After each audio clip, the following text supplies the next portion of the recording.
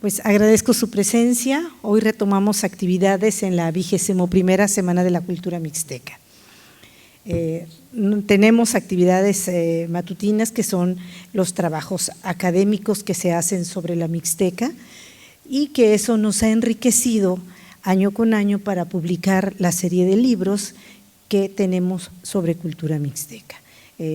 Hemos contado con gran fortuna con investigadores de las más importantes instituciones del país que han estudiado sobre la Mixteca. Antes de darles la bienvenida aquí a nuestros investigadores que hoy nos van a exponer sobre el hallazgo de una tumba prehispánica en Guerrero Grande, tenemos, sobre todo les doy la bienvenida a las escuelas que están llegando, tenemos 4 o 5 recintos de exposiciones, pintura, fotografía, grabado, escultura. Ojalá también a sus coordinadores se puedan dar un tiempo para admirar estas obras que con gran esfuerzo son pues expuestas para todos ustedes, para nuestra propia población universitaria. También tenemos el recinto de artesanos que han llegado de lejos esperando así con mucha ansia mostrar esos bellísimos trabajos que con tanta dedicación y amor por su tierra nos están trayendo. Entonces los invito para que vean que nuestra Semana de la Cultura Mixteca pues tiene esta amplitud de expresiones y con ello pues puedan pasar un rato agradable y ameno en nuestra universidad. También en la entrada están los libros, nuestra librería de la Universidad La Itinerante nos trae los libros que se han publicado sobre diversas temáticas y obviamente los que aún quedan sobre cultura mixteca, porque por fortuna ya tenemos algunos agotados, eso quiere decir que se han vendido, pero seguimos produciendo estos libros. Bien, pues vamos a iniciar, le doy la bienvenida a nuestros ponentes, al arqueólogo Jorge Bautista Hernández e Iván Salazar Beltrán y al antropólogo físico Héctor Iván López Calvo. Ellos nos van a exponer hallazgo de una tumba prehispánica en Guerrero Grande, San Esteban, Atatlahuaca, Tlaxiaco, Oaxaca.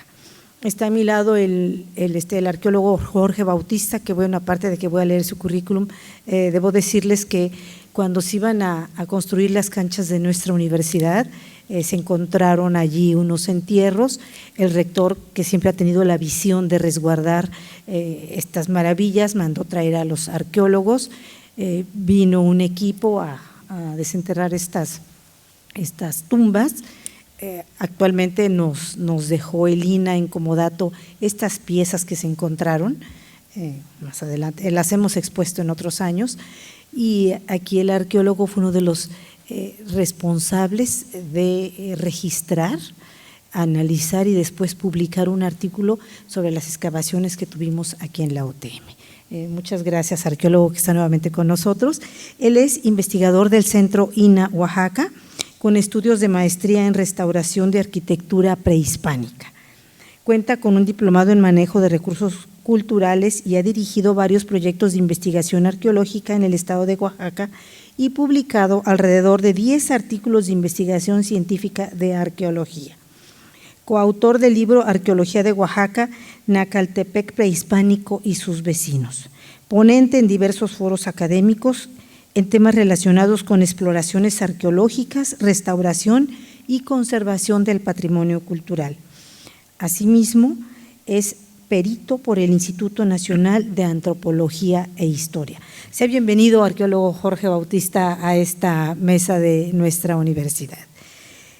Enseguida tenemos al arqueólogo Iván Salazar Beltrán, adscrito a la sección de arqueología también del Centro INA Oaxaca, y participante en proyectos arqueológicos en las áreas centro y sur de Veracruz y en el distrito de Donoso en Panamá, en Centroamérica.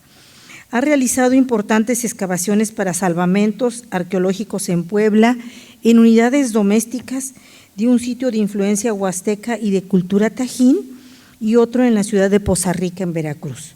Colabora en acciones encaminadas a la protección técnica y legal de monumentos históricos y arqueológicos para el estado de Oaxaca. Sea bienvenido, arqueólogo Iván Salazar, a esta mesa de exposición. Finalmente tenemos al antropólogo físico Héctor Iván López Calvo, ahora responsable de la Osteoteca del Centro INAH Oaxaca. Desempeña actividades como el estudio y exploración de entierros humanos antiguos de procedencia arqueológica. Dentro de sus publicaciones destacan trabajos relacionados con la modificación dental, restos cremados y costumbres funerarias en la población zapoteca y mixteca. Pues sea bienvenido, antropólogo, les dejo en esta mesa. Recuerden la dinámica una vez que ellos han expuesto, si ustedes tienen alguna pregunta nos las hacen llegar. Tenemos ya también algunos regalos para todos los que participen y pues les damos un aplauso de bienvenida y muchas gracias por su asistencia.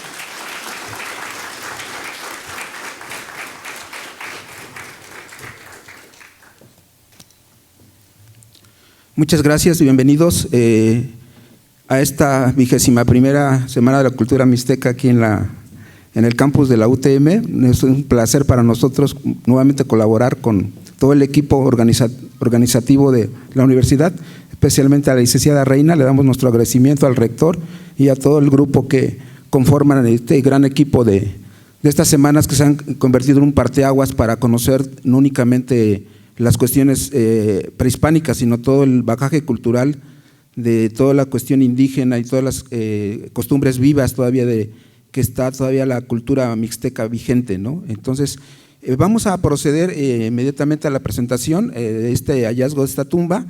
Es importante mencionar que estos trabajos son parte fundamental de lo que hace el Instituto Nacional de Antropología e Historia.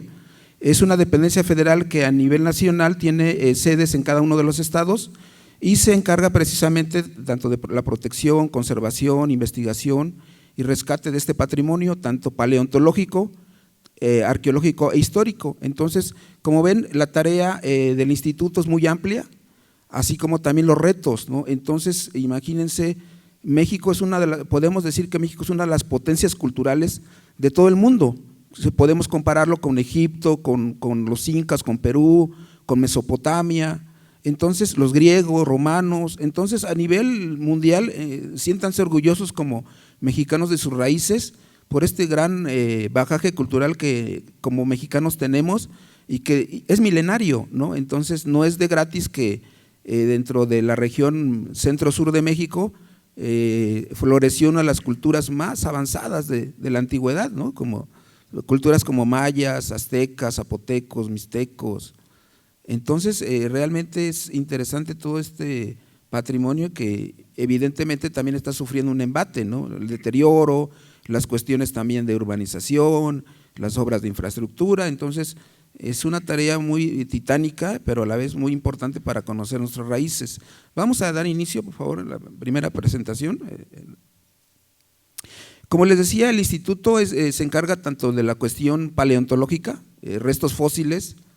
Normalmente a veces hablan de dinosaurios, que efectivamente sí hay restos de dinosaurios, están en el norte de México, pero también, por ejemplo, en el centro sur tenemos muchos restos de megafauna, mastodontes, megaterios o perezosos gigantes, mamuts, todo este tipo de fauna que se extinguió en el periodo glacial, un poquito ahí de los 10,000 a 40,000 años antes de Cristo, pues es un bagaje muy importante, ¿no? Restos fósiles aquí en Zapotitlán, Salinas, rumbo a Tehuacán, también es una zona fosilífera importante.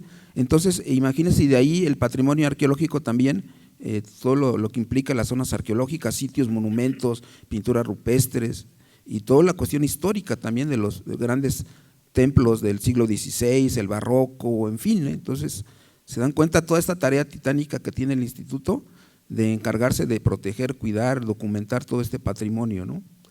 Entonces, ¿cómo llegamos al asunto del descubrimiento de esta tumba? Dentro de el ejercicio que hace el instituto, no únicamente es esta tarea que ya les describí, sino que también recibe solicitudes en cuanto a obras de infraestructura, se va a construir una carretera, se va a construir una escuela, se va una clínica, se va a abrir un camino. Todas estas obras de infraestructura que tanto las dependencias federales, estatales y municipales llevan a cabo, o incluso los particulares, como construcción de una casa, la introducción del drenaje en alguna población, todo este tipo de obras tienen un impacto en áreas que a veces no se tiene conocimiento de que hay vestigios, ¿no? Entonces, también dentro de esta labor el instituto capta estas solicitudes de obra y a través de una ventanilla única que está en la oficina, ingresa una solicitud con el proyecto de obra y entonces el instituto le da curso, le da trámite a este tipo y normalmente es una visita de campo donde se hace la evaluación y puede dictaminar que hay afectación o no hay afectación.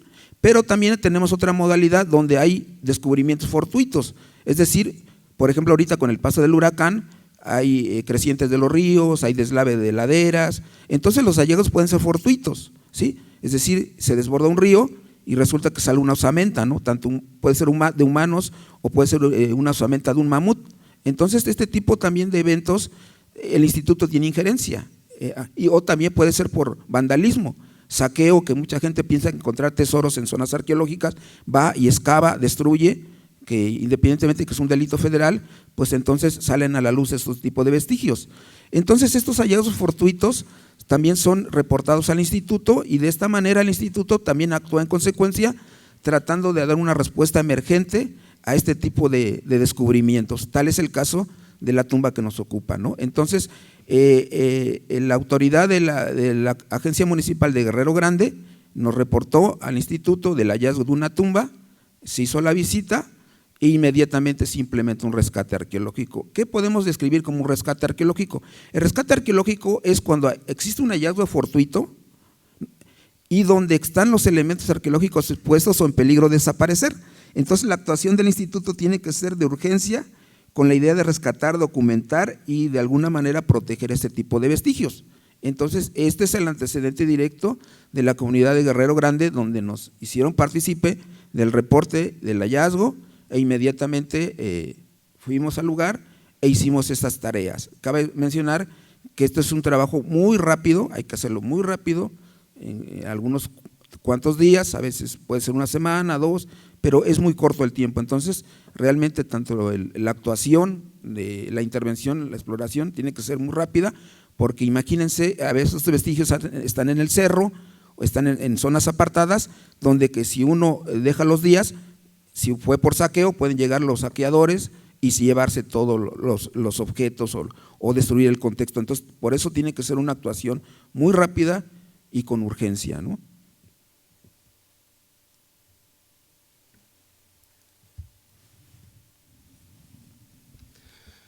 Ahora bien, cabe hacer la pregunta, ya estamos describiendo que se encontró una tumba prehispánica, pero ¿en dónde se encontró esta? Nos encontramos al sur de Guajuapan, en la comunidad de Guerrero Grande. A esta podemos acceder atravesando por Tepozcolula, cruzando Tlaxiaco, y estamos aquí en el corazón de los bosques de la Mixteca. A grosso modo se encuentra en el estado de Oaxaca, en el distrito de Tlaxiaco, en el municipio de San Esteban Atatlauca. La zona arqueológica que hemos denominado como Cerro de los Enanos, así lo describen los habitantes de la comunidad, se encuentra en este punto. Es un punto medio entre la Agencia de Policía de Guerrero Grande y la cabecera municipal de San Esteban Atatlauca.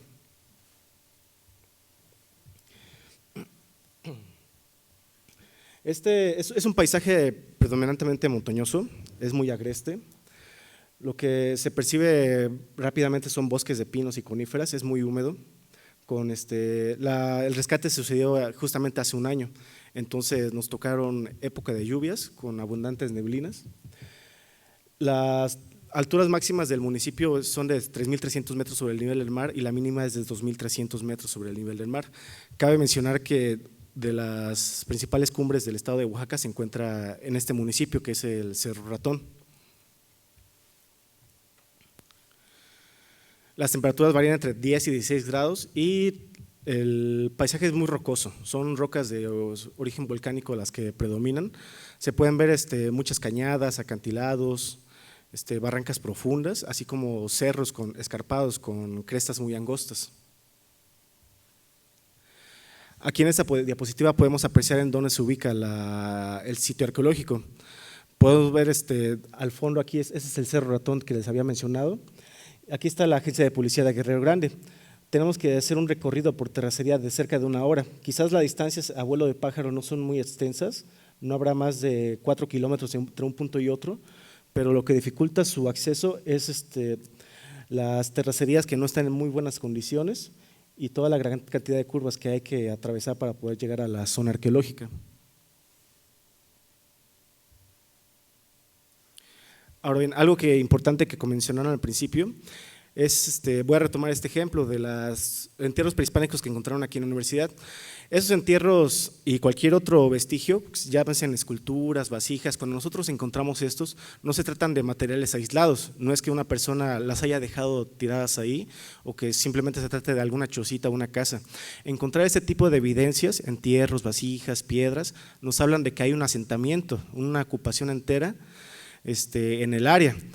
Con esto me apresuro a suponer que seguramente aquí en el área del campus debe haber habido un sitio arqueológico que con el tiempo fue ido,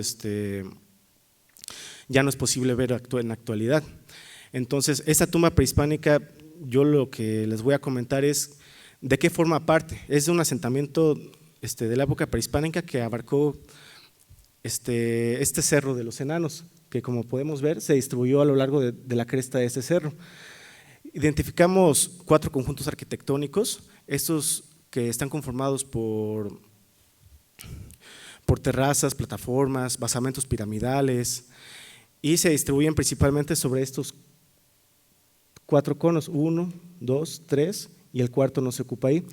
Se hizo un recorrido de superficie para determinar cuánto podía, un aproximado de la extensión del sitio. Se recorrieron un total de 10.75 hectáreas, aunque la extensión del sitio puede ser aún mucho mayor. ¿Esto por qué lo digo? De estas 10 hectáreas que les comento, solamente es la cima del cerro, pero cuando podemos ver en el campo, en el paisaje, existen todavía aún mucho más terrazas que llegan hasta la base del cerro y en los cerros vecinos. Entonces estamos hablando de una densidad ocupacional en la época prehispánica que quizás pudo haber sido mayor de la que vemos hoy en día, pues son localidades que muchas veces no rebasan los 2,000 habitantes.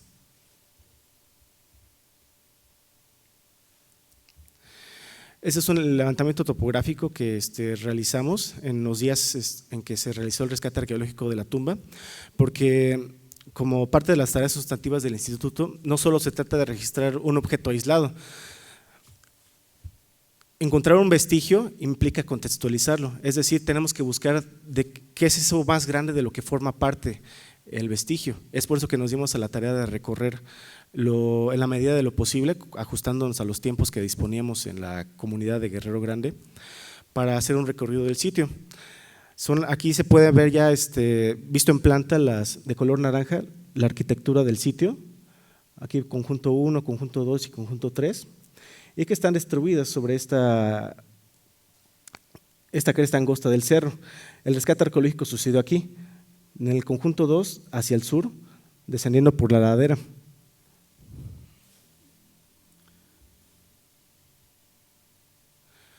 Para apoyarnos en tratar de dimensionar lo que estamos viendo, porque muchas veces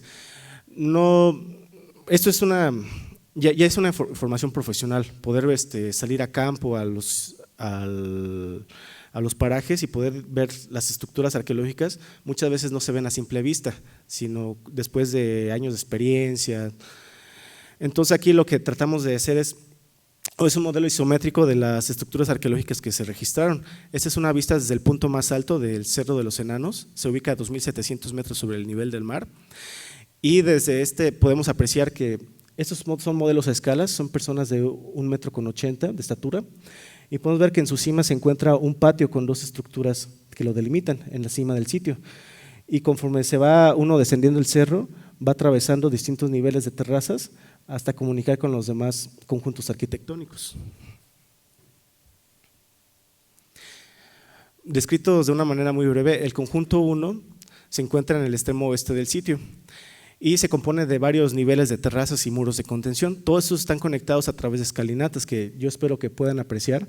Este conjunto de piedras que están escalonados, pues estos son los que están comunicando precisamente de un nivel hacia otro.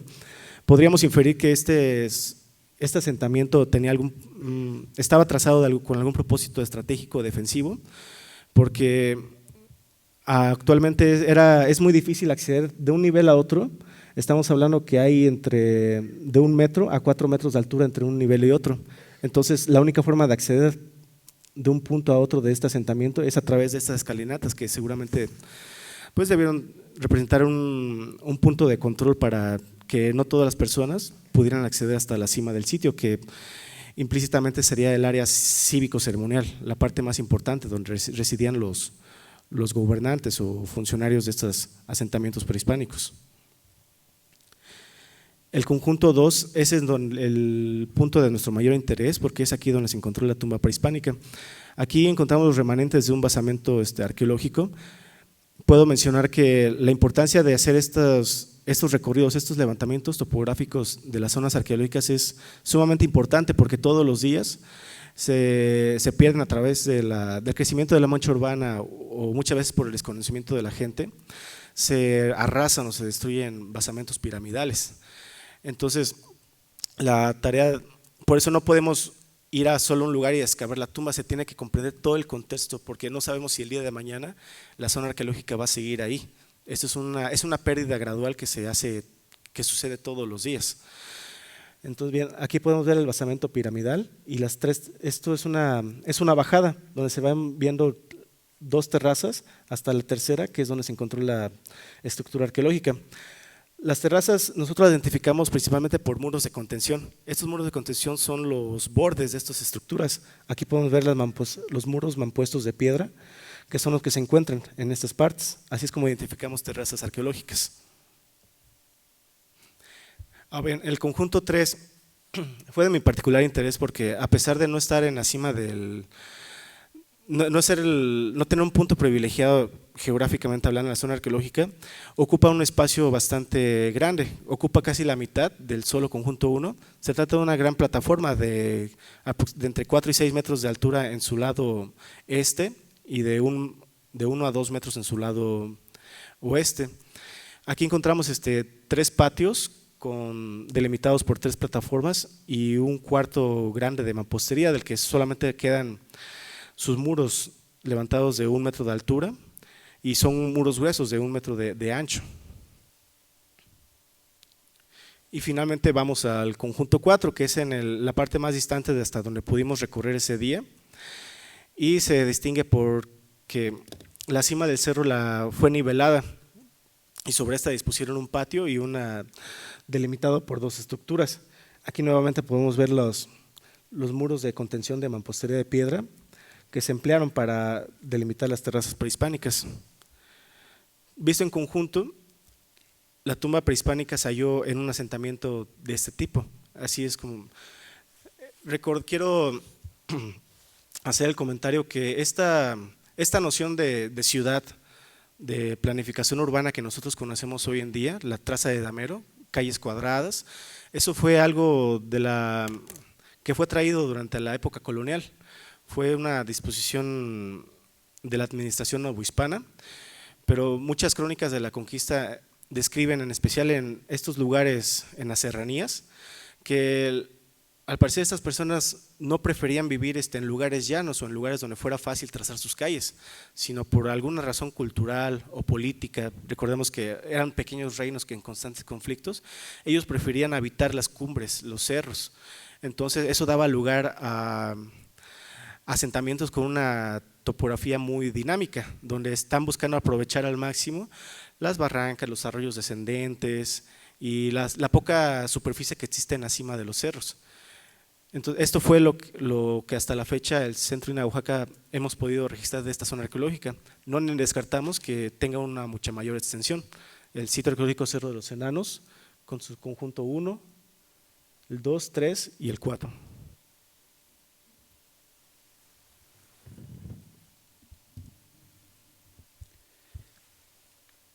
En esta diapositiva vemos la ubicación y la restitución altimétrica que hicimos del lugar. Se dan cuenta, bueno, de aquí no logro ver bien por la perspectiva, pero tenemos aquí la tumba, ¿sí? Y tenemos la población.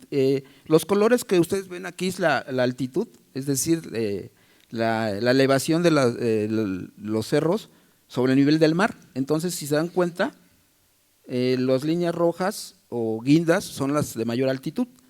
Entonces se dan cuenta también las características topográficas muy complicadas, muy agreste, tanto para obtener las materias primas de construcción de los edificios, como también la manera del acarreo, todo este trabajo de fuerza humana que tenían que hacer para haber construido esa ciudad, ese emplazamiento en la cresta de los cerros, ¿no? Entonces, en línea recta de la comunidad, Guerrero Grande, estamos hablando como 1,5 kilómetros, pero en realidad por el camino, las curvas, pues se hacen hasta 6, 7 kilómetros, ¿no? Entonces, es el sitio arqueológico que afortunadamente está fuera del asentamiento humano actual, pero que sin embargo ya presenta algunas apertura de caminos, ya hay ciertos caseríos que empiezan a construirse ahí, y eso a largo plazo también implicaría una afectación directa al sitio, ¿no? Entonces, de hecho, hubo un conflicto, se originó un conflicto porque el presidente municipal metió máquina y entonces arrasó un montículo, y entonces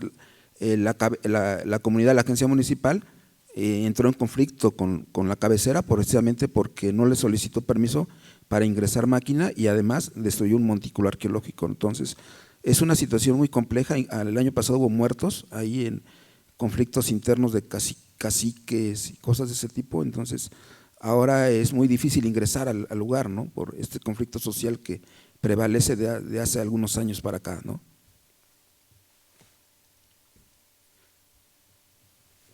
Como les mostramos en el mapa topográfico, esta es la ubicación de la tumba, este es el camino, actualmente un camino de terracería, los edificios monumentales, y esta parte es una serie de terrazas.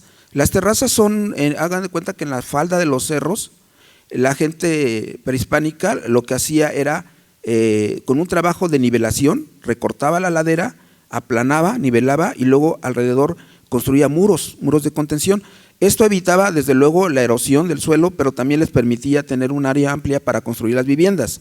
Normalmente las tumbas están asociadas a casas, no son tumbas aisladas, ¿no? Están a veces hasta 1 metro, 2 metros en el subsuelo, excavadas, recubren con piedra, pero están asociadas a una casa. No existían cementerios como en la actualidad, ¿no? En la cultura europea, que hay, está la ciudad, está el pueblo y lejos está el cementerio, ¿no? En las sociedades prehispánicas, los muertos convivían con los vivos, es decir, estaba la casa con los cuartos, el patio, y en el centro del patio, por lo regular, lo que son las sociedades mixtecas y zapotecas, en el patio enterraban, excavaban la tumba e iban depositando los muertos, ¿no? Entonces había una, por así decirlo, una convivencia entre los difuntos y los seres que estaban en vida, ¿no? De la familia. En esta imagen vemos este es un corte que se hizo sobre, este es la herramienta de Google Earth de internet que se usa para este tipo de trabajos. Este es el perfil, esta línea significa el perfil que vemos en la parte de abajo, y vemos más o menos la altitud de la tumba con relación a la agencia municipal, ¿no? Entonces, vean, bueno, aquí está exagerado un poco las pendientes, pero desde luego las elevaciones son muy fuertes, ¿no? En cuanto a altitud, ¿no? Y también las pendientes muy pronunciadas. En estas imágenes vemos el trabajo previo de exploración. Realmente fue una experiencia muy gratificante para nosotros como arqueólogos, porque en realidad las únicas personas que fuimos a hacer el rescate así en campo, fuimos el arqueólogo Iván y yo, y luego el antropólogo también nos ayudó en los trabajos de laboratorio a identificar los huesos, pero todo el trabajo manual, tanto de proveer los alimentos, el apoyo de los acarreos, fue la comunidad. Es interesante porque son comunidades mixtecas, pero hablantes todavía de mixteco. Entonces fueron las comunidades de Mira y Terán, que son vecinas con Guerrero Grande, que ellos se organizaron y cuando llegamos nos recibieron con banda de música, ¿no? Entonces se hizo ahí como una fiesta, una romería, ¿no? Porque nunca habían visto un trabajo arqueológico, ¿no? No conocían que hacía un arqueólogo, ¿no? A lo mejor nos identificaban así como con sombrero, Indiana Jones y toda esta parnafernalia que se ve en la televisión, ¿no? Pero no, entonces ellos pensaban que llegamos y que íbamos a sacar los huesos y ya nos íbamos a llevar, ¿no?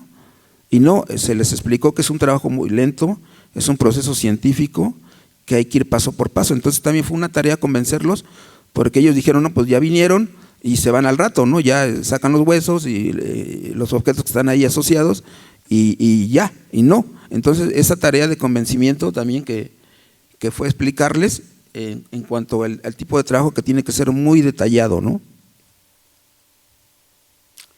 Y se dan cuenta, bueno, aquí las comunidades, la tarea también del arqueólogo es de alguna manera explicarles el contexto, ¿no? Porque ellos de alguna forma en su vida cotidiana ven montones de piedras, ¿no? O piensan que son naturales.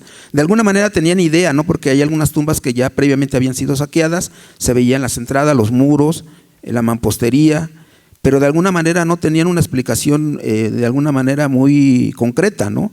Entonces esta labor que se dan cuenta ahí en la imagen de arriba fue explicarles de las características de la zona arqueológica, sus componentes, los tipos de edificios que había ahí, etcétera.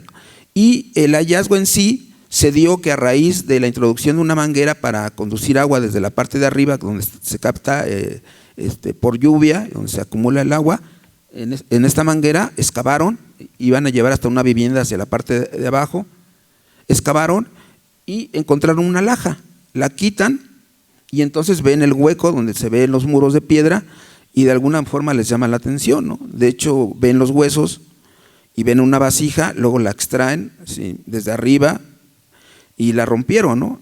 Pues falta de conocimiento. Entonces eso fue el detonante, lo que yo les comentaba fue un hallazgo fortuito, en este caso la introducción de la manguera para conducir agua, se topan con una laja que les estorba, la quitan y ven la tumba, ¿no?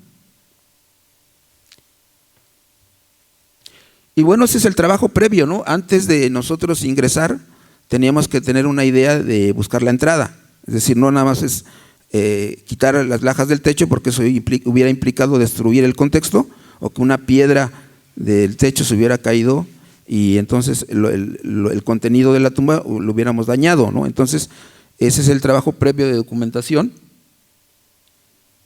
Este es el arqueólogo Iván, aquí presente, que está metiendo la cabeza, ¿no?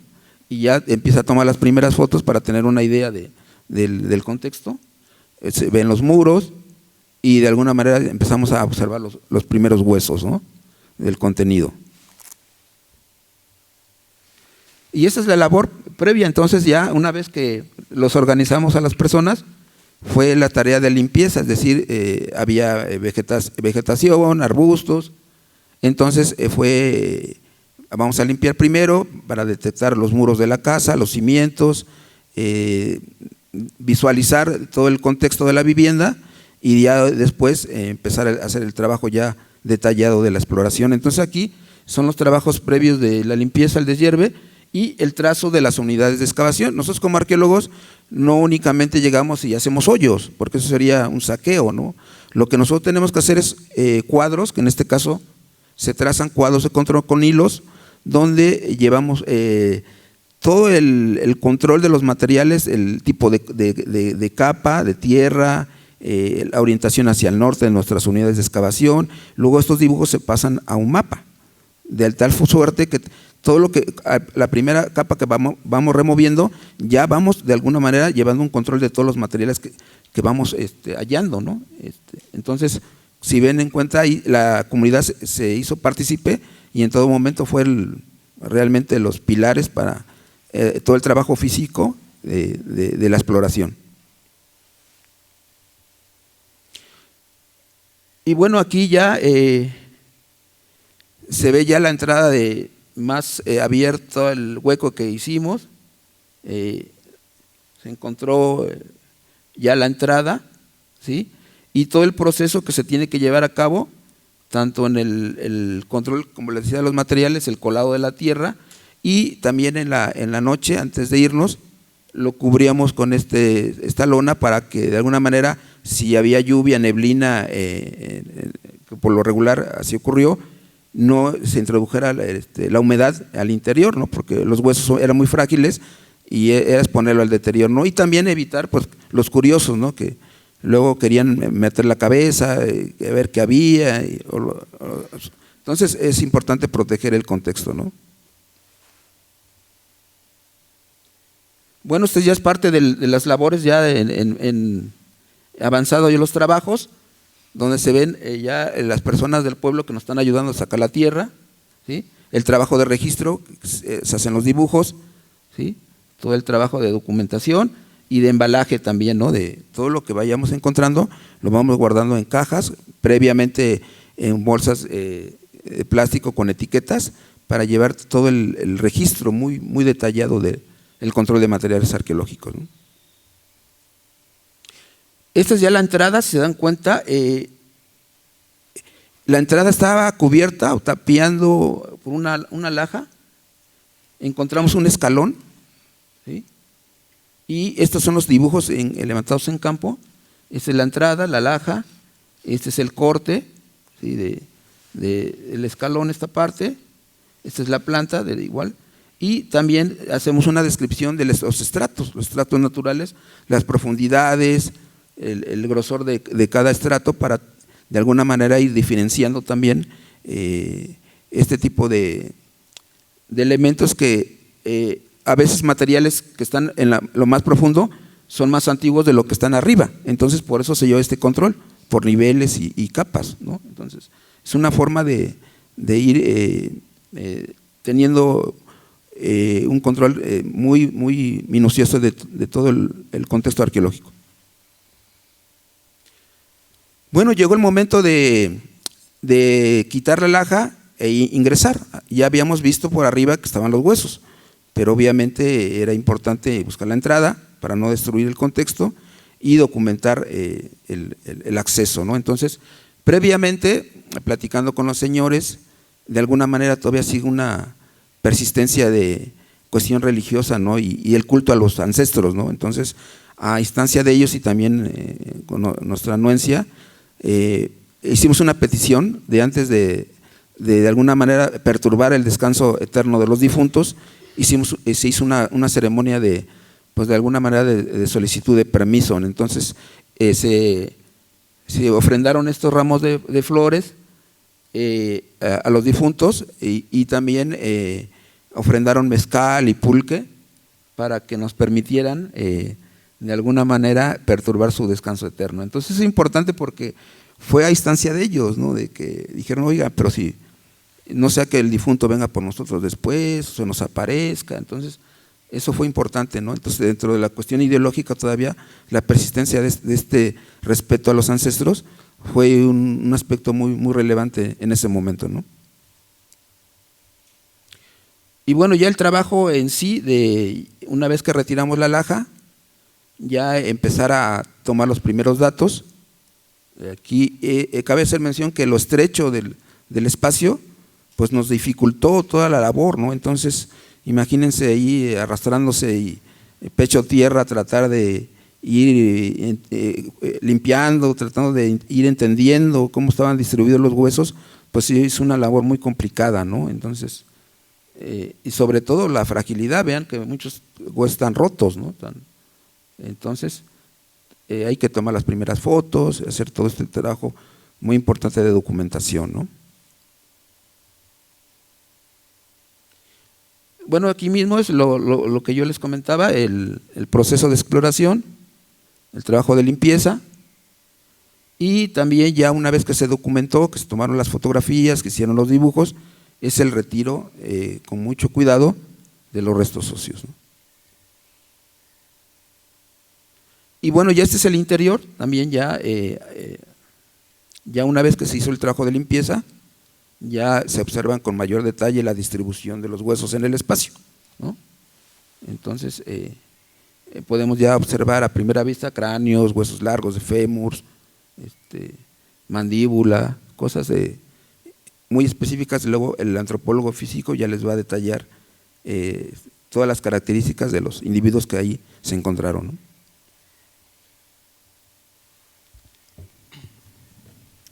Ahora bien, ¿cómo fue que se excavó? Este es, como le comentaba el arqueólogo Jorge, es un trabajo muy minucioso. Nos valemos de herramientas, no existen herramientas como tal, que vayas a la ferretería y diga, quiero un juego de herramientas para arqueólogos, sino que nos valemos de herramientas menores de otros oficios. Usamos cucharillas, brochas, en este caso para los entierros, herramientas de dentista. Todo es válido para hacer este registro minucioso.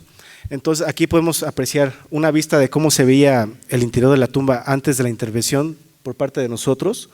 Podemos ver toda la tierra sedimentada, no se aprecian los huesos todavía, están cubiertos de polvo, de la tierra que cayó de abajo del agujero que hicieron arriba, y podemos ver el trabajo final, una vez que se separan los sedimentos de los huesos y se van viendo, pues de poco en poco, van apareciendo hueso por hueso, se va definiendo el contexto al interior de la tumba.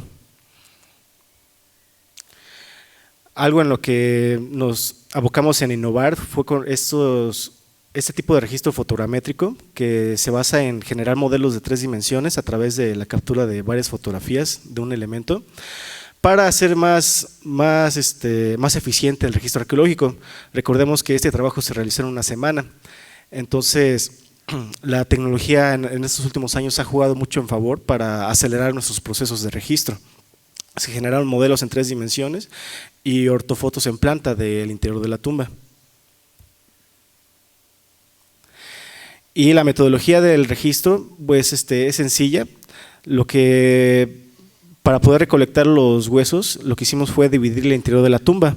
Podemos ver ahí en su lado oeste y lado C y al centro. Entonces la recolección de los huesos se hizo en función de esta retícula improvisada que realizamos. Todo esto, ¿por qué es importante? Porque nosotros a la hora de compartir, tenemos que compartir nuestro informe y tener un control de cómo se extrajo hueso por hueso para apoyar al antropólogo físico en su estudio y su interpretación final. Él también necesita tener la mejor comprensión de cómo se excavó, y más en este caso si no estuvo presente al momento de la excavación. Por eso es la importancia, todas las fotos que le estamos mostrando de este trabajo meticuloso, porque es como todo, lo que no inicia bien, al final no va a arrojar los resultados óptimos. Nuevamente aquí hablamos de la recolección, el registro, el embalaje, tanto de los restos óseos como de los objetos, de las ofrendas, que son las que ahorita les voy a mostrar. Al interior no solamente se encontraron fragmentos óseos, también se encontraron ofrendas, es decir, objetos que las personas quienes enterraron a estos difuntos dispusieron intencionalmente con algún propósito ritual o muy acorde a sus creencias que tuvieran en aquel entonces.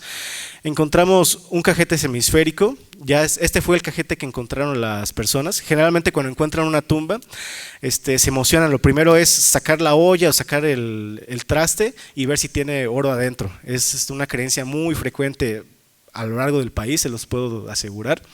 Entonces cuando llegamos y vieron que no había oro y que rompieron el plato, dije, bueno, arqueólogos, miren, encontramos este plato, disculpen, lo rompimos y se los devolvemos. Entonces es la caja que vemos aquí, el número 1. También encontramos un punzón de obsidiana, una ollita miniatura, otro cajete que sí estaba en su lugar y huesos de fauna. Estas son imágenes de cómo se encontraron en su in situ, es decir, en la excavación arqueológica. Bueno, les describo rápidamente, ya les comentó el arqueólogo Jorge que la tumba prehispánica, vamos a describir la tumba prehispánica arquitectónicamente en físico. Se halla en una terraza, sabemos que es habitacional, no es de cultivo, no es agrícola. ¿Por qué? Porque las tumbas, sabemos que durante la época prehispánica acompañan a las viviendas, entonces de eso se presume. Aquí se liberó una porción del muro de contención, que es la fotografía donde se aprecia el borde de la estructura. Visto en este modelo isométrico, así es, este es el contexto de donde se encuentra la tumba. Tenemos el basamento piramidal en la cima, Aquí pasa el camino, aquí es donde pusimos el modelo de la camioneta, 2 terrazas y una terraza hasta abajo, que es donde se realizó la excavación de la tumba. No sé si alcanzan a apreciar el modelo, las tumbas y la tierra que resultó de la excavación a manera ilustrativa. Y bien, ¿la tumba de qué está compuesta? Está compuesta de un foso de acceso, tiene un par de peldaños a manera de escalinata. Y la fachada de la tumba, el acceso fue sellado, es decir, enterraban o introducían al nuevo difunto y lo que procedían era sellar con esta lápida, esta gran laja de piedra el acceso, para que no hubiera espacios vacíos entre el interior de la tumba y el exterior. Pusieron pequeñas piedras alrededor de la laja grande con mortero de barro para que estuviera sellado el interior. Aquí lo podemos apreciar y ese es un dibujo de corte de cómo se ve la tumba vista de lado. Es como si la tumba estuviera de planta y hicieron una rebanada en el terreno para poderla ver de perfil.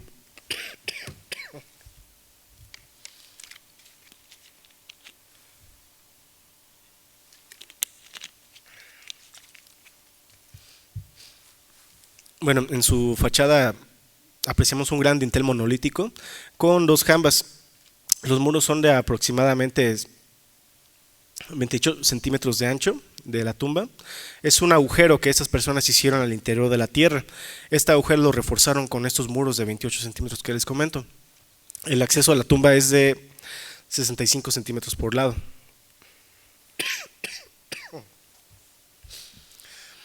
Al interior de la tumba registramos unas medidas de 2.10 metros de largo por 68 centímetros de ancho y 85 centímetros de alto.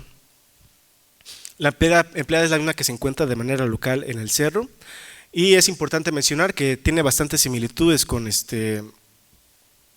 la forma de construir las tumbas aquí en la Mixteca Baja, que en arqueología se han denominado como el sistema piedra laja. El techo de la tumba son grandes piedras cuatrapeadas, una sobre otra, para evitar para que amarren unas con otras, es decir, si una piedra se puede soltar, la otra la sujeta. De esta forma están dispuestas y se encontró un nicho, que es este agujero que se encuentra en las paredes de las tumbas. Generalmente eran depositarios de objetos o de demás ofrendas.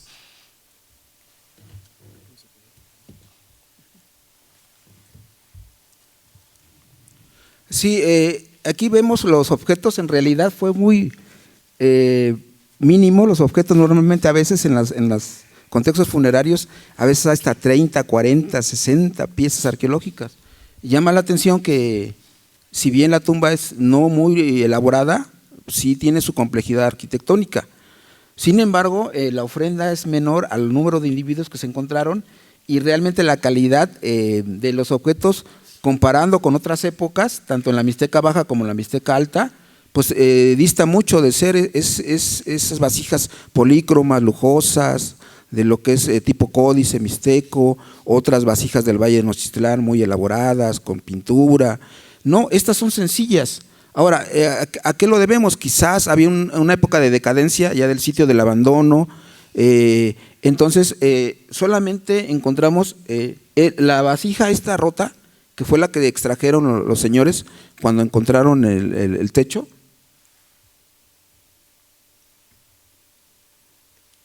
Esto y esta es la parte boca abajo. Entonces, esta es la vasija que se encontró asociada a los huesos in situ, ahí, este cajete, ¿sí? Estas 2 navajillas de obsidiana y esta ollita miniatura. Entonces, esta es muy parecida a todos los que se encontraron en el Valle de Oaxaca, pero ya tardíamente, ¿no? Más o menos ya antes de la llegada de los españoles, pues 1200, 1500 después de Cristo. Entonces, con este tipo de elementos asociados de la ofrenda, nos pudimos dar una idea de la cronología de la tumba, ¿no? Entonces, estamos hablando de un sitio arqueológico que estaba más o menos en la época del posclásico tardío, cuando 8 Venado reinaba aquí en el Valle de Nochistlán y todo, y también de alguna manera es contemporáneo, es esa época de beligerancia, ¿no? de esta época militar, del posclásico tardío, estos señoríos que estaban tanto en la Mixteca Alta como en la Mixteca de la Costa, y que estaban luchando unos contra otros, ¿no? Captura de prisioneros, quema de pueblos, imposición de tributos. Entonces, de alguna manera este emplazamiento también nos da una idea de este sitio que debió jugar un papel muy importante como cabecera a nivel regional, lo que es la parte de Chalcaltongo, Yosondúa, toda esta parte que de alguna manera no ha sido estudiada a fondo, ¿no? Entonces, basta decir que este sitio no lo teníamos registrado en la base de datos del instituto. El instituto, cada vez que hay un sitio, los arqueólogos lo registran. Es como el acta de nacimiento, es decir, lo ubican el municipio, las características topográficas, la antigüedad, el tipo de construcciones, y entonces esos datos se vacían en una cédula, se mandan a México al Registro Público de Monumentos y entonces dan un alta y número de catálogo. Este sitio no estaba registrado. El paso es registrarlo. Nosotros vamos a hacerle su acta de nacimiento, entre comillas, para que quede registrado en la base de datos, pero en realidad es un sitio muy grande, muy importante, y de alguna manera también son nuevos datos, aparte del hallazgo de la tumba, nuevos datos que se están aportando en el conocimiento de ciertas regiones que todavía tenemos inéditas en la Mixteca Alta, ¿no? Que es amplia, muy vasta, y que de alguna manera estamos todavía aproximándonos a conocer la arqueología de muchas regiones, ¿no? Entonces, este es un dato muy importante porque la misma comunidad tenía una idea muy aproximada de que había una zona arqueológica, pero en realidad no dimensionaba, no tenía los datos precisos de su antigüedad, de la importancia, todo este tipo de datos que son muy, muy relevantes, ¿no? Y también el acercamiento de ellos con su patrimonio, ¿no? De alguna manera, este tipo de hallazgos a veces refuerza la idea de identidad de lo mixteco, ¿no? De su patrimonio. Y lejos de, como siempre, ¿no?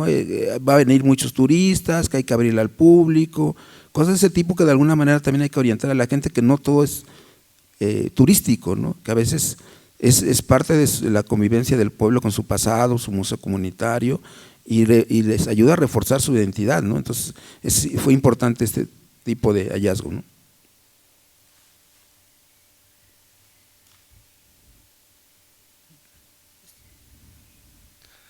Bueno, aquí vemos una vista de planta del modelo, la ortofoto que se generó al final, donde podemos apreciar todos los elementos, ¿no?, que se encontraron al interior de la tumba.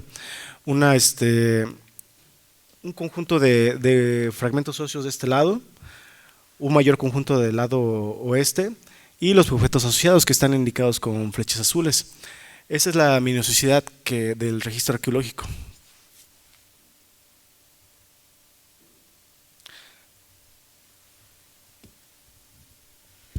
Pues bueno, antes que nada agradecer la invitación del arqueólogo Jorge, el arqueólogo Iván, y ser parte de esta investigación. La parte que me corresponde a mí es el análisis de los restos óseos humanos. La antropología física tiene como una subespecialidad el estudio de restos óseos, que en este caso me correspondería a mí describir en la parte, el contenido de la tumba. Yo no tuve la oportunidad de estar en campo como mis compañeros, pero pudimos discutir una serie de movimientos que se generaron al interior de la tumba. Estos movimientos normalmente suceden por el reacomodo de ciertos individuos al interior.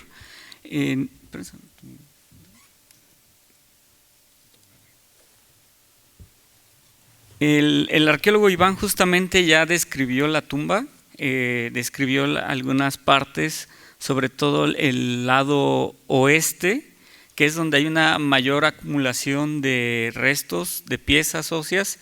En general se comportaron, digamos, el lado oeste con lado oeste de una forma similar, aunque sí es muy evidente en la imagen que la mayoría de los restos está en el lado oeste, al interior de la tumba, pero yo, gracias a la fotogrametría del arqueólogo Iván, pude observar que justamente al centro de la tumba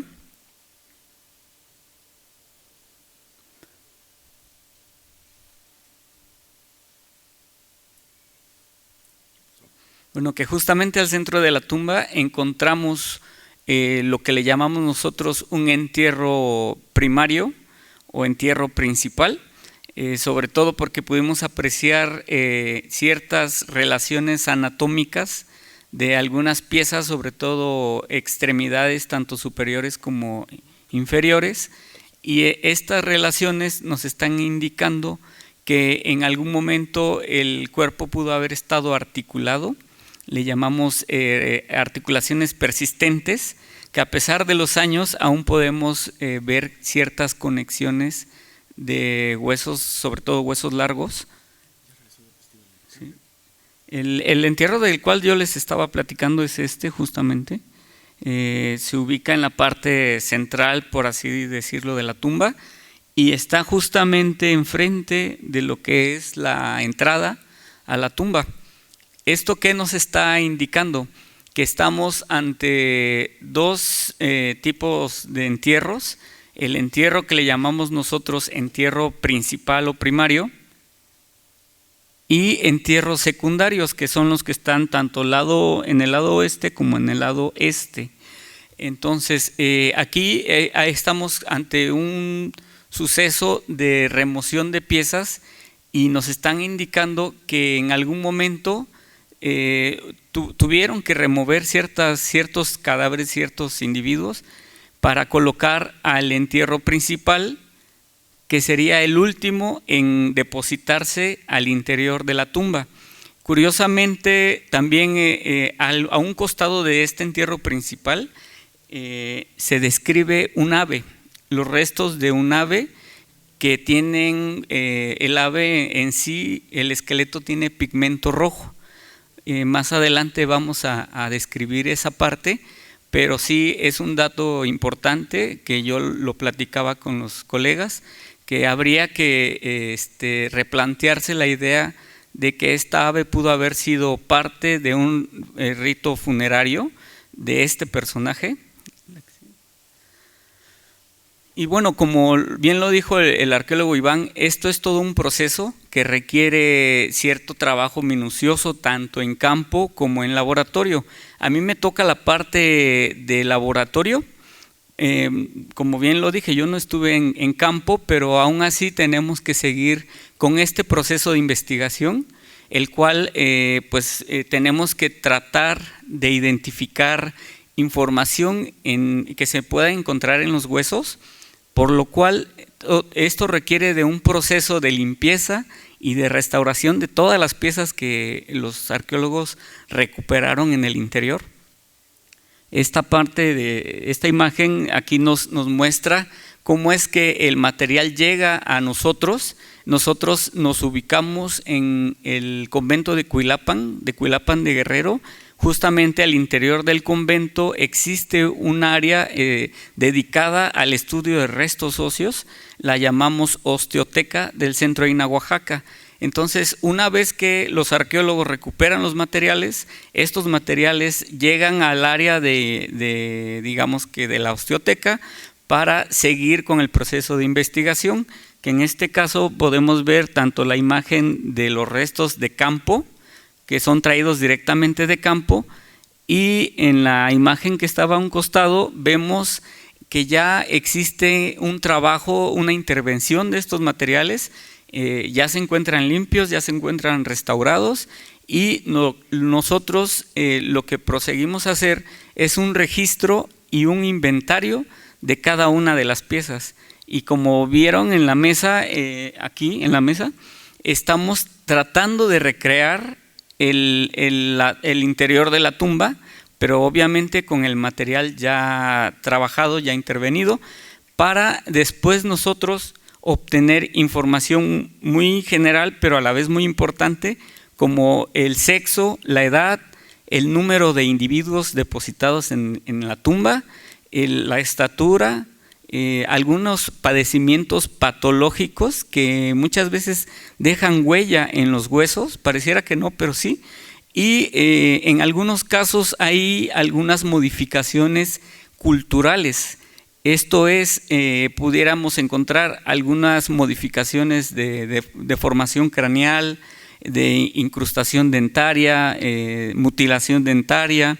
Curiosamente, aquí en la UTM también hemos presentado un trabajo anteriormente de los restos recuperados en campus de la UTM. Este trabajo lo presentamos con el doctor Sergio López Alonso, un investigador emérito del Centro INAH Oaxaca, y en el cual nosotros encontramos modificaciones de dientes, ¿no? En este caso, más adelante vamos a ver que sí existen algunas modificaciones en el cráneo. Bueno, les comentaba del entierro principal. Podemos ver en las imágenes algunas conexiones ahí de huesos. Y parte del estudio es hacer un conteo de las piezas para poder saber cuántos individuos estuvieron depositados en la tumba. En este caso elegimos huesos como los coxales, las mandíbulas, los cráneos. Y como yo les explicaba, pues encontramos cráneos con deformación craneal de tipo tabular erecta y en este caso son 3 casos los cuales nosotros estudiamos. Tenemos también algunos casos de osteopatologías, de estatura en uno de los individuos que nos dio un promedio de 1.48 metros. En sí no es una estatura muy alta.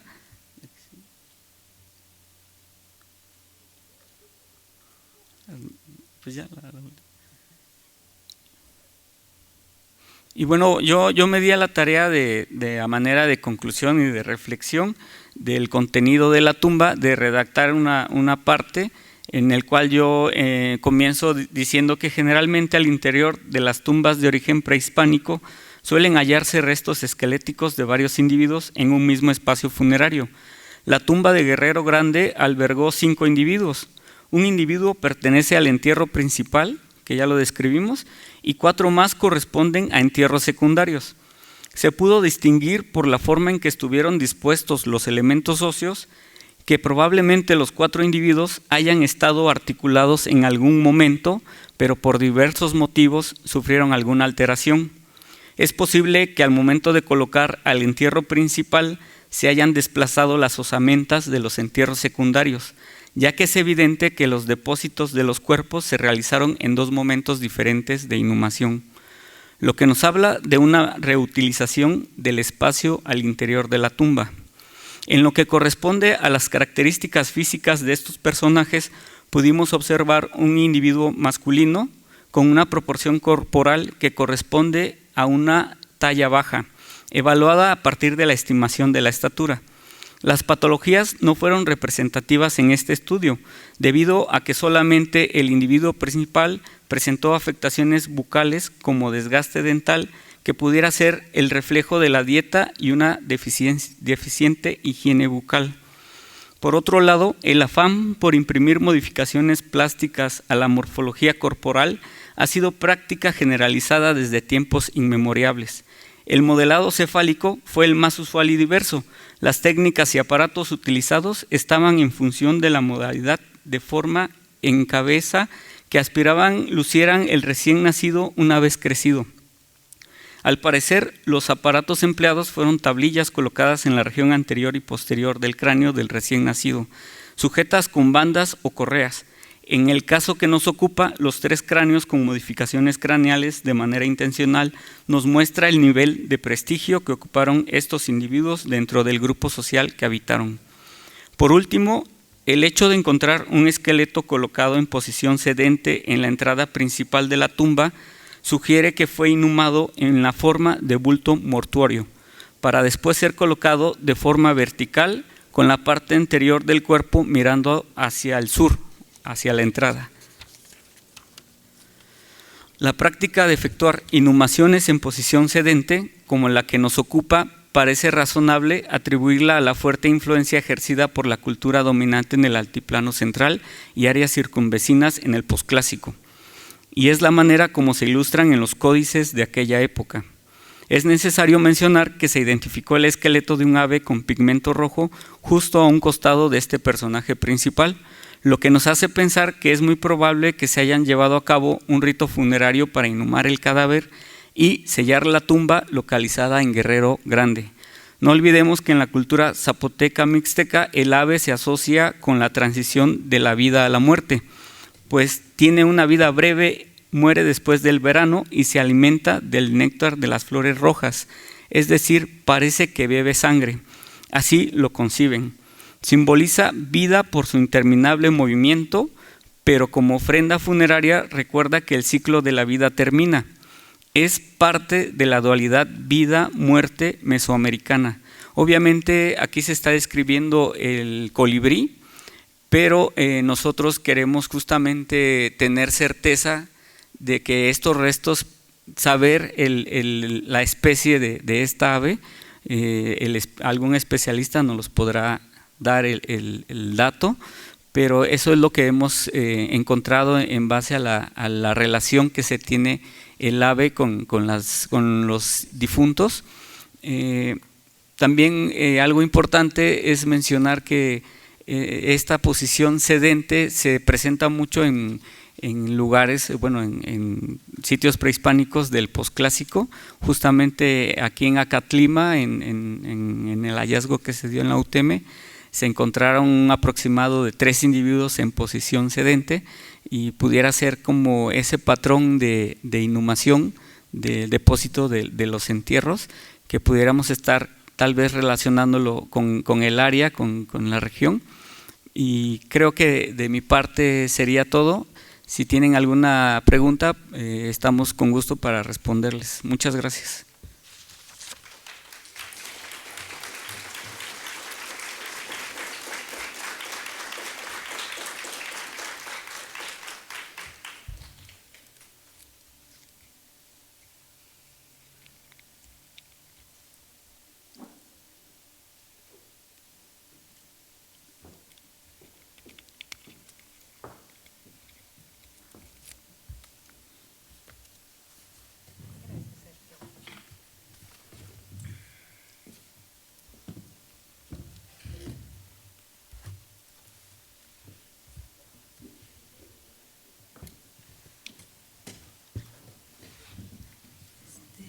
Pues aquí ya tenemos algunas preguntas.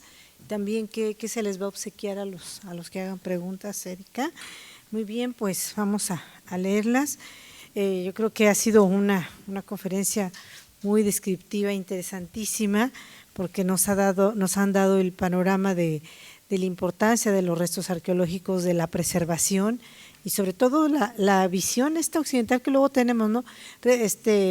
Sitio arqueológico, que venga la gente, que baile allí, que pongan luces, vamos a poner una tienda de comida, ¿no? No se trata, yo creo que un sitio arqueológico no siempre va dirigido al turismo, yo creo que es parte de la identidad de un pueblo, de la forma de vida que tuvo anteriormente y que también es importante preservarlo, cuidarlo y no todo es abierto para el turismo. Ha sido una visión diferente a la que hoy nos traen los arqueólogos. Muy bien, dicen, ¿dónde se encuentra actualmente la tumba? Bueno, pues allí sigue, no la han movido nadie, ¿no? ¿Dónde se actualmente la tumba? O a menos que haya llegado tarde, para que nos digan dónde es. La ubicación es a un lado de Putla, ¿no? Más o menos por ahí es la ubicación. Los restos de la tumba, ¿ahora dónde se encuentran? Los restos de la tumba. Los restos de la tumba. Okay. Pues como les comenté, tenemos un área exclusiva del Centro INAH Oaxaca que se encarga de resguardar, estudiar, limpiar los restos esqueléticos, colecciones óseas también de muchos años atrás. Entonces justamente está en el convento de Cuilapan de Guerrero. Al interior hay algunos espacios, sobre todo tanto para acervos arqueológicos como acervos de colecciones óseas. Entonces justamente en ese espacio es donde todo el material que se encargan de explorar los arqueólogos de la sección de arqueología, posteriormente lo mandan a la parte de la oseoteca para que se les realice este análisis, este estudio, y así tener toda esta información completa para al final culminar en un informe, en un reporte que se entrega en algunas ocasiones al Consejo de Arqueología. Allí se encuentra el cráneo que se rescató aquí en la UTM, ¿verdad? Sí, de hecho ahí está la porque colección. ese sí no nos lo regresaron, solamente nos regresaron la cerámica. Ahí es un pero tema. Vamos a seguirla aparte. reclamando, porque es nuestro. Sí. Ah, sí, es una mujer. Sí, de hecho, me tocó tenerla, bueno, verla, estar cuando la rescataron y tenía todos los dientes tallados, era preciosa. Mi jefe es el rector, sigue pensando que es nuestra, ¿verdad? A ver, UTM, ¿la reclamamos? Pero ya sabemos en dónde está. ¿Se puede? Sí. Pues se requiere alguna cámara especial. Pues ahí sí yo no me meto. Hacer la solicitud y hay que esperar una respuesta, ¿no?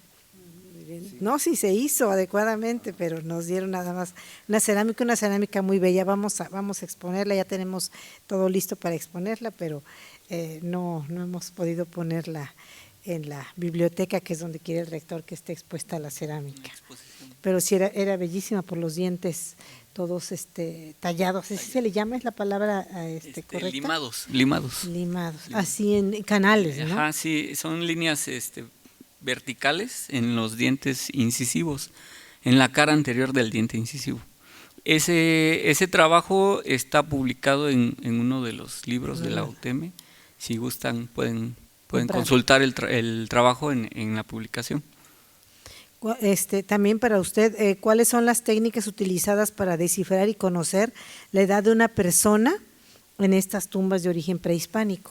Okay. Bueno, si pudieron darse cuenta, no hay restos de individuos infantiles. Eso es algo importante porque sabemos desde el campo, desde la exploración que hace el arqueólogo, que estamos ante personajes o individuos adultos, sobre todo por los tamaños, ¿no? De las proporciones que hay de huesos largos, los cráneos, que son cráneos ya completos, bueno, semicompletos. Sí, fue una pena que no estuvieran mejor los cráneos, pero también al interior de las tumbas es un poco complicado, sobre todo por la humedad, por la intrusión de algunos animales. Entonces las edades básicamente se ven en proporciones de huesos largos, en los cráneos y a veces también en los dientes, tanto en mandíbulas como en maxilares. Tenemos en algunas ocasiones presencia de terceros molares, lo que nos están indicando que son personas ya adultas, mayores de 18 años. Entonces son una serie de piezas óseas que nos van a dar cierta información y esa información sobre todo es para determinar la edad. Por eso lo importante del rescate que hicieron los arqueólogos, porque trataron de recuperar lo más completamente posible las piezas óseas y eso es algo que se les agradece. Bien, aquí hay algunas preguntas con respecto a la tumba. Aquí hay unas preguntas que voy a responder. Aquí pregunta Liliana Elizabeth Salazar. ¿Quién es Liliana? Por ahí. Liliana. Dice, ¿cómo se dieron cuenta que había una tumba?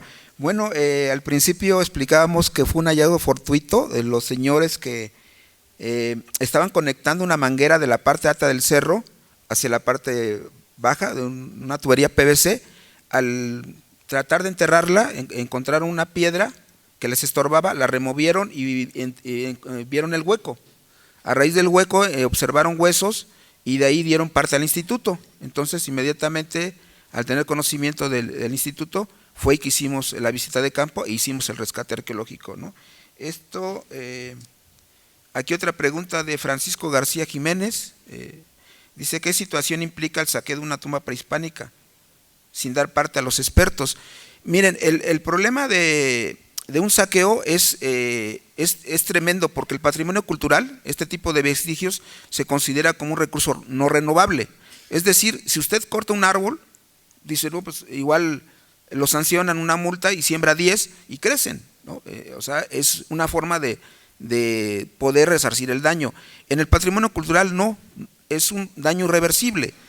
aparte de que se pierden los datos científicos, es decir, que vimos de los contextos, se destruyen los objetos de alguna manera, como la idea de que van a encontrar tesoros, lo único que es una destrucción terrible. Normalmente los saqueos, lo que hemos basados en la experiencia, en los montículos piramidales que están enterrados, tienen hierba, tienen tierra, lo que hace la gente es un hoyo en la cima, y a veces hasta de 5 o 6 metros, y lo vacía, y lo único que logra, que no va a encontrar nada de tesoros, lo único que logra a veces es destruir las etapas constructivas, y aparte que deja inestable la construcción, ¿no? Se puede derrumbar, puede ser hasta peligroso. Entonces lo único que logra es una destrucción terrible por la pérdida de los datos científicos y por la destrucción de los contextos arqueológicos, ¿no? Otra pregunta, Manuel Alberto pregunta ¿cuánto tiempo nos llevó a hacer la excavación? Nos llevó 3 días. 3 días porque, como les comentaba, fue una operación de rescate arqueológico. Entonces la operación de rescate implica una emergencia, es decir, como ya estaban los huesos ahí a la vista, la tumba estaba lejos de las casas, entonces urgía hacer con rapidez el trabajo y de forma muy, muy adecuada. Entonces 3 días nos llevó a hacer el rescate. Otra pregunta de Natalia Martínez. Dice, ¿qué representa la estructura de la tumba? Pues en realidad no representa básicamente ningún simbolismo, lo único que es un espacio donde sepultaban a los difuntos, ¿no? Algunos autores creen que representa el útero, que el ser regresa al seno materno, pero bueno, no hay datos concretos, ¿no? En realidad son espacios funerarios donde es el destino de los cadáveres, ¿no?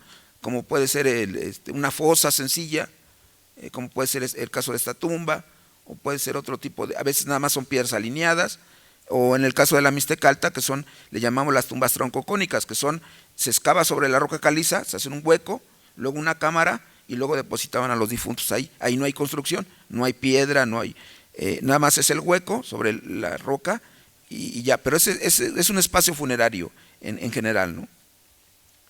Muy bien, dice aquí cuántos son los años en los que los huesos pueden conservarse. Pues en sí no tenemos digamos que el dato exacto, porque como yo les decía, tiene que ver mucho el ambiente que se genera tanto en una tumba como en un contexto, digamos, en el suelo, digamos, ¿no? Directamente el tipo de suelo, las raíces, todo eso llega a afectar de alguna manera el estado de conservación, y por ser una materia orgánica pues tiende a irse fragmentando, rompiendo, por lo cual siempre requiere de atención continua. El saber exactamente cuántos años dura un hueso pues es muy complicado, muy difícil, ¿no? Porque tiene que ver mucho el lugar en donde actualmente se encuentren resguardados. Es por eso que el Centro INAH Oaxaca pues tiene digamos que pues tiene un lugar destinado a eso, al resguardo de colecciones óseas, que eso es bien importante porque no en todos los centros INAH se tiene espacios destinados al resguardo de los materiales. Por eso, si no se le da esa atención continua, pues obviamente que los huesos tienden a pues humedecerse, a veces a fragmentarse, ¿no? Entonces hay que estarles dando cierto cuidado continuamente, sobre todo limpiarlos, restaurarlos, guardarlos en cajas adecuadas, ¿no? Entonces sí es todo un trabajo continuo y que no, a veces no se sabe si pueden durar 100, 200 años, ¿no? Entonces necesariamente se requiere esa atención, pues.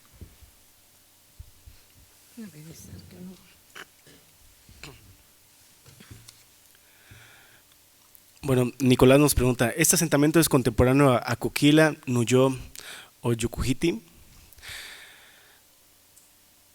Sí, la mayor parte de estos sitios son contemporáneos en el sentido de que manifiestan una larga ocupación.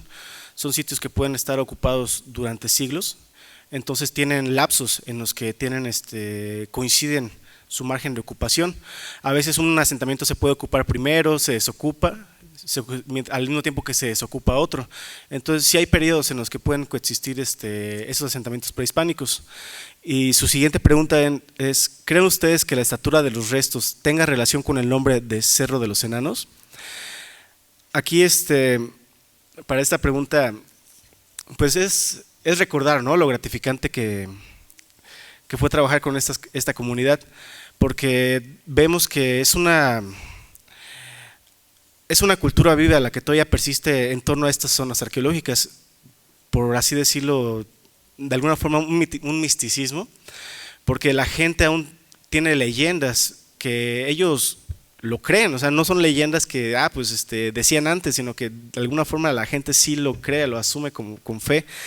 Y se llama Cerro de los Enanos porque los abuelos en esta comunidad contaban que habitaban enanitos, y en algún punto un punto atemporal en la historia salió el sol y todas estas personas bajitas se escondieron debajo de la tierra y siguen viviendo debajo de la tierra, que de vez en cuando por las noches, si uno va a la zona arqueológica sin que tenga que ir, se les aparece. Es el concepto ¿no?, del espanto, del susto, de no vayas a esos lugares porque son pesados de noche, en especial al atardecer.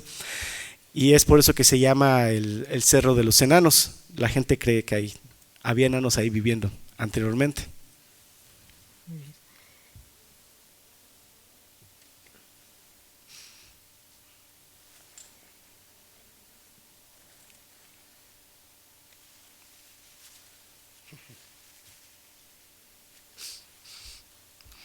Adolfo Acevedo pregunta, ¿es una zona muy grande? ¿Pudiera compararse con Machu Picchu? Bueno, cuando hablamos de arquitectura monumental aquí en la zona arqueológica de cualquier región, cuando hablamos de monumentalidad o de la importancia de un sitio es relativo a su área. Por ejemplo, no podemos comparar zonas arqueológicas de aquí de la Mixteca con los del centro de México, porque lo que es monumental para el centro del país es, por ejemplo, Teotihuacán, Tula, y no existieron ciudades de ese tamaño. Quizás no existieron ciudades de ese tamaño aquí en la Mixteca, pero a nivel regional sí era lo más importante en su tiempo. Yo debo confesar que no conozco Machu Picchu, pero creo dudar que no sería de mayor extensión que esta zona arqueológica en el Perú. Y su siguiente pregunta es, ¿se podrá restaurar toda la zona? Porque ya se tiene delimitado. Bueno, todavía aún no se encuentra delimitado, solo apenas pudimos recorrer el área principal de la zona arqueológica, pero como habíamos explicado, la zona arqueológica puede comprender desde la cima hasta la base del cerro y en los cerros adyacentes. Hacer un levantamiento topográfico de una zona arqueológica es una labor de varios días, poder recorrer, identificar todos los materiales en superficie, pero por motivos de la urgencia, les comentaba el arqueólogo Jorge que hicimos el trabajo en 3 días. Lo que se hace con prontitud es delimitar el área monumental, donde están la arquitectura más visible. Sobre restaurar la zona, pues toda zona arqueológica guarda sus, pueden guardar estados de conservación excepcionales. Aquí la cuestión es todo lo que implica en gestión institucional poder abrir una zona arqueológica, lo que implica turismo, servicios, contar con el aval, la aceptación de la comunidad. Nos gustaría que se hicieran ese tipo de trabajos de la cultura por la cultura, pero realmente se insertan problemáticas sociales y administrativas mucho más grandes de las que como arqueólogos no tenemos una injerencia.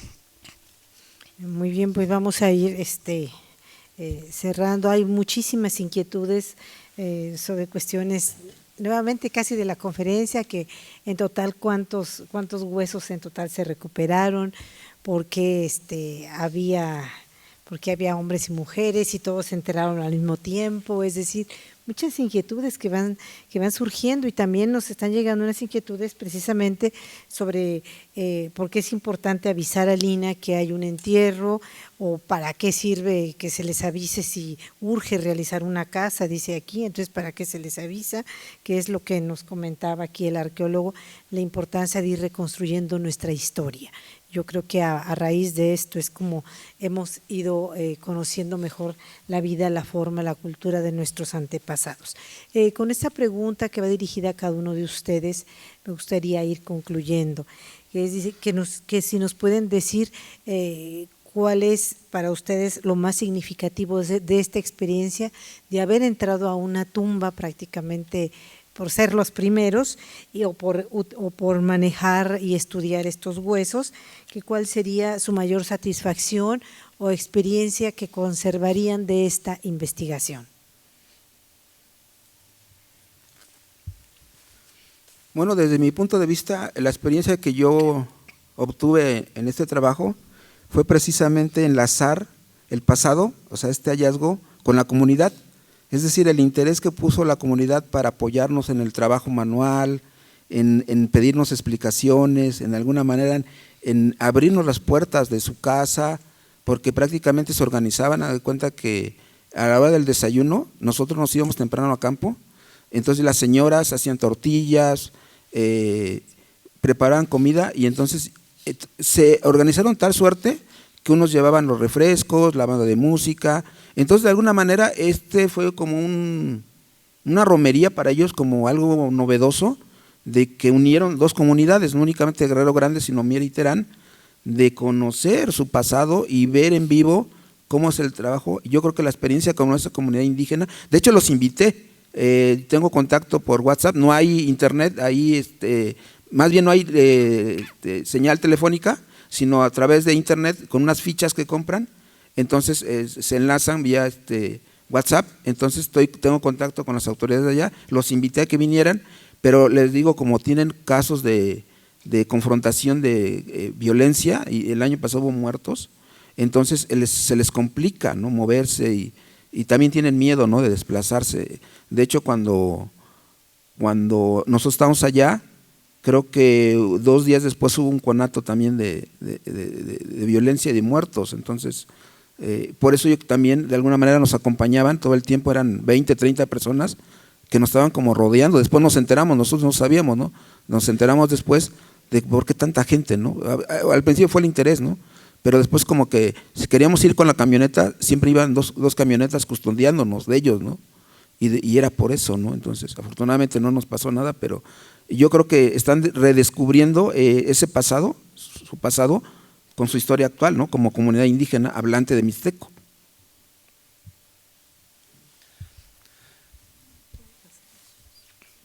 La experiencia que yo les podría compartir es el asombro de ver el interés por parte de los habitantes de estas dos comunidades, de Guerrero Grande y de Mier y Terán, esta vehemencia con la que trataban el descubrimiento de la tumba.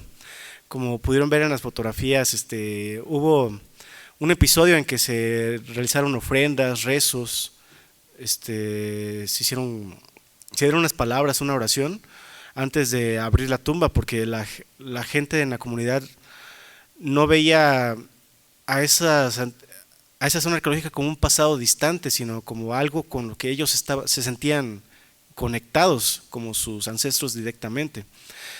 Entonces fue para mí muy gratificante ver esa unidad, esa conexión con ese interés, y cómo exigían la protección de estas zonas arqueológicas, cómo hasta la fecha nos insisten en tener conocimiento de si las investigaciones han continuado, qué le han sucedido a los restos óseos, a las ofrendas. La comunidad aún nos busca y está exigiendo resultados de quieren saber qué fue lo que se halló, dónde está y qué va a suceder a futuro. Entonces creo que eso es lo que al final del día, a pesar de ver quizás todas las dificultades que enfrenta la arqueología en México, por cuestiones de la urbanización, falta de presupuesto, etcétera, etcétera, al final todo vale la pena cuando la población muestra un genuino interés. Pues bueno, como yo lo mencioné en un principio, yo no estuve en campo, pero para mí la mayor satisfacción que me ha dado es colaborar con los arqueólogos del Centro INAH Oaxaca, como a través de ciertos restos esqueléticos podemos conocer más de estas personas, de estos personajes importantes, que con el hecho de estar por muchos años al interior de la tumba, pues sí requiere de cierta atención, sobre todo cierto estudio. Entonces para mí es una satisfacción mayor el poder aportar algo de todo el proceso de investigación, de recuperación de materiales, y poderles yo aportar algo de información a mis colegas arqueólogos, y así generar al final un trabajo que pudiera ser tanto presentable como en este caso, como en un artículo, en un trabajo que se pudiera publicar y compartirlo con los demás. Entonces para mí eso es muy gratificante, poder formar parte de un equipo que, como lo he dicho, siempre se tienen que pues conjuntar áreas de investigación, sobre todo la arqueología con la antropología física, y afortunadamente en el Centro INAH tenemos esa oportunidad de colaborar, de discutir y de encontrarnos y platicar de todas estas investigaciones, que no son nada más las únicas, hay muchos otros proyectos, y para mí eso es lo más satisfactorio. Muchas gracias. Vamos a tomar al azar, como hay muchas preguntas y no podemos leerlas todas, pero vamos a tomar al azar algunas. Les vamos a obsequiar revistas que edita nuestra universidad, revistas de tema de ciencia y tecnología, si gustan pasar allá, a las personas que vamos a mencionar: al señor Francisco García Jiménez, o joven, Abril Hernández García. Vamos a tomar otra de por acá abajo. Ahí hay unos que no tienen nombre, por favor, pónganle sus nombres. A Joana López Ortega, por favor, que pase. A ver, todavía alcanzan revistas. Valeria Yamilet está por allí. Melanie Alejandra López, si todavía se encuentra. Roberto Soria, Jocelyn Mora Urbano, María de los Ángeles Reyes Ramírez, Alejandra Herrera Ramírez, muy bien, y Génesis Simei, por allí, es la última revista. Y bueno, también a los representantes de las escuelas que hoy nos visitan, les vamos a entregar para la biblioteca de su escuela, por allá el Códice Añute y el libro sobre los señoríos en la Mixteca, que ha sido donación de la Universidad de Leiden, que nos han hecho llegar a través de dos arqueólogos, también para este encuentro. Entonces, por favor, a los representantes de las escuelas, les vamos a